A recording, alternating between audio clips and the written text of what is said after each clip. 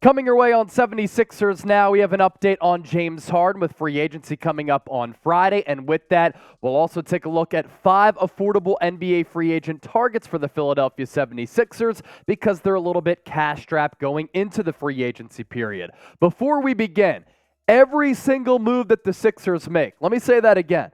Every single move that the Sixers make, we're going to cover it right here on the channel. That's why you have to subscribe. But this isn't the only time that we're giving you content. We give you year-round videos on the 76ers. So hit that sub button. Join the more than 10,000 people who have already done that. And with that, let's talk some Sixers hoops right now.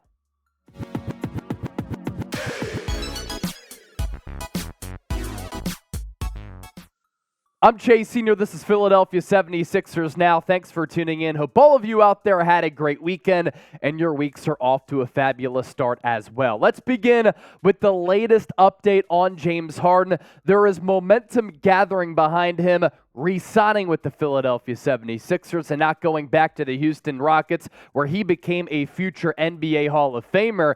This report coming from Marc, Stein, NBA insider, and really he's been all over this story over the last couple of weeks as we've continued to cover it right here on the program. The idea that James Harden will re-sign with Philadelphia in free agency rather than return to Houston for a second stint with the Rockets has gained momentum over the past week or two. And it really has started to gain momentum in these circles here. And we've been following this paper trail where early on it looked like maybe Harden was going to go back to the Houston Rockets, sign with a team like the Phoenix Suns, but then the Suns go out and trade for Bradley Beal. They can't even afford James Harden. And I warned all of you about this at the onset of this, that Harden is going to use this as a little bit of a leverage play, right? Let's put it out in the air that maybe I want to return to Houston, up the offer from the 76ers. Therefore, after playing on a bargain deal last year, I can up the ante a little bit in these negotiations and make a little bit more money this go around with my new contract. With James Harden returning to the 76ers, I'm okay with it under these conditions. Daryl Morey can't max him out. 33 years old, the play is starting to decline a little bit, and the injuries are on the uptick. I need it to be a shorter-term, team-friendly deal where it doesn't cash-strap you in a way where you can't build this roster up over the next couple of seasons. And I will be in absolute utter shambles if it's a 4 to 5 year contract for Harden around $50 million on the average annual value, because at this point of his career, he's not worth that. And then lastly, with a new coach coming in Nick Nurse, everybody thinks he's just a defensive mind. He leads Northern Iowa in the history of that program with three-point percentage. He can coach offense as well.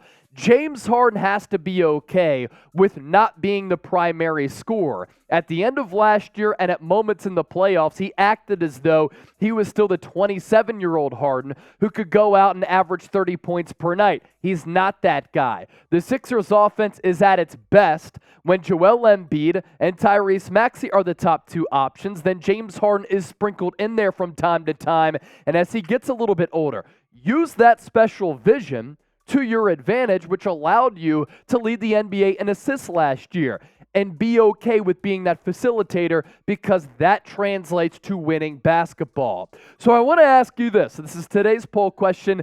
Feel free to chime in down below in the comment section. Do you want the Sixers to re-sign Harden? Type R for re-sign or L for leave. A reminder with free agency coming up on Friday, I will be helping to lead our Chat Sports NBA free agency coverage on our main Chat Sports YouTube channel, which is north of 340,000 subscribers. Subscribe, turn on your notifications. Therefore, when we do go live, you will be notified. And when the Sixers make some of these moves, hoping to go live right here on 76ers Now as well. So keep it locked here as well. All right. To our affordable NBA free agent targets that the Sixers could look to bring in to bolster this roster. Let's begin here with Seth Curry, And what's the theme here is that we have a couple of Sixers to talk about here on the show. So when I talk about Seth Curry here, I think Seth Curry makes sense for Philadelphia to bring back because we've seen it be successful before.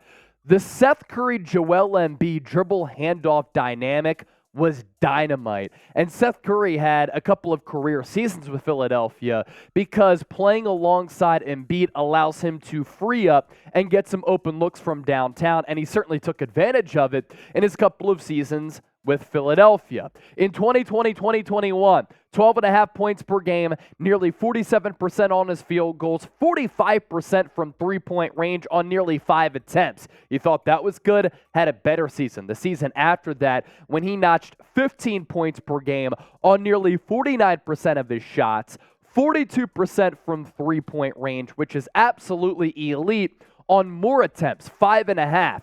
He goes to Brooklyn, and he wasn't used the same as he was with the Sixers. When, give credit to Doc Rivers, I thought he utilized Curry to his strengths, and I think that Nick Nurse can do the same as well, and the production just went down a little bit. Now, the three-point numbers were still really good from long range, 40.5% on those attempts, but less than 4 three-point attempts per night. He comes to Philadelphia on a pretty affordable contract. It gives the Sixers a bench scorer, an elite three-point shooter, and a guy who can bail you out at the end of shot clocks, but also at the end of games as well, because he is a three-point assassin.